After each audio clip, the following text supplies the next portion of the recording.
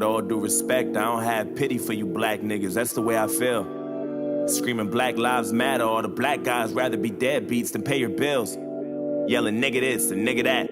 As soon as I say nigga, then everyone react and wanna swing at me and call me racist cause I ain't black. And you rather sell drugs and get a job and be straight, and then you turn around and complain about the poverty rate. Fuck out of my face. Maybe we should build a wall to keep the Mexicans out. Or maybe we should send them all to the ghetto for now. I'm not racist. That's what Hitler said. Study to Steve Jobs, but you ride Tupac's dick like he was a fucking god. Oh my god. Tupac was a god. Let's just pause real quick. Tupac was a god. So far I've noticed that the black man doesn't have any chance to say anything back to the white man. Hanging off your ass, you ain't got no home training. Put your fucking pants up, nigga. Put that suit back on. Take that do-rag off. Take that coat out your mouth. Quit the pitiful stuff. And then maybe police.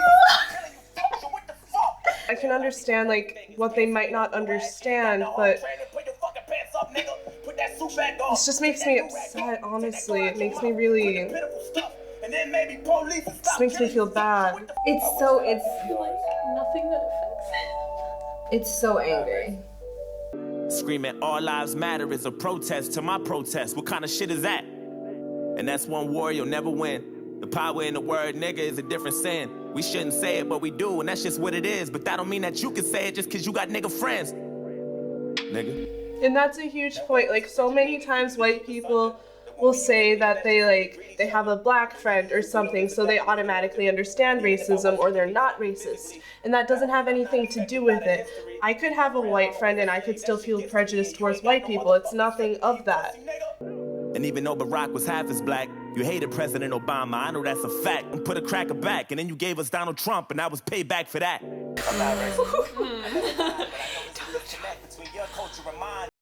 I'm not racist, but I cry a lot. You don't know what it's like to be in a frying pot. You don't know what it's like to mind your business and get stopped by the cops, and I know if you about to die or not. You worry about your life, so you take mine. I love you, but I fucking hate you at the same time. I wish we could trade shoes so we could change lives so we can understand each other more, but that'll take time. I'm not come to an understanding. Agree to disagree, we can have an understanding. Agree to disagree, we can have an understanding. Sorry. No. Emotional. It's a hard video. I haven't seen it in its entirety yet, but I've seen like clips of it. I don't know. So, what are your initial thoughts about the video?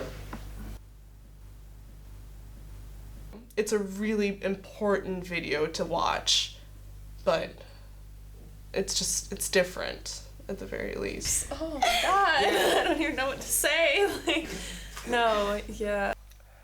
Okay, I mean, the first half of the video was kind of like me like judging the black person who's like sitting in the room, who's not doing anything, and this like white person, this like Trump, this sort of like berating this black person about like his white privilege and stuff. I see the video in a different way every single time I see the video. And it's still like, even though I've seen the video before, each time I see it, it's still so powerful to me.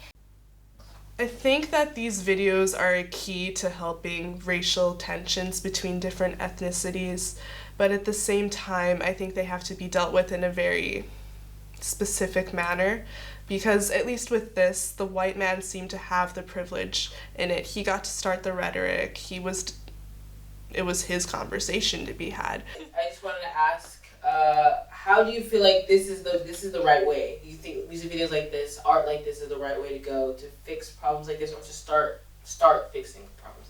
Art is really about bringing awareness to the issues in the world, because it's a way of because this is a music video, but like art Spreading in general a message. yeah, spreading a message without just like a conversation, because conversation can get really heated, so they're putting their message out there onto like a media that is seen by like millions of people. Yeah.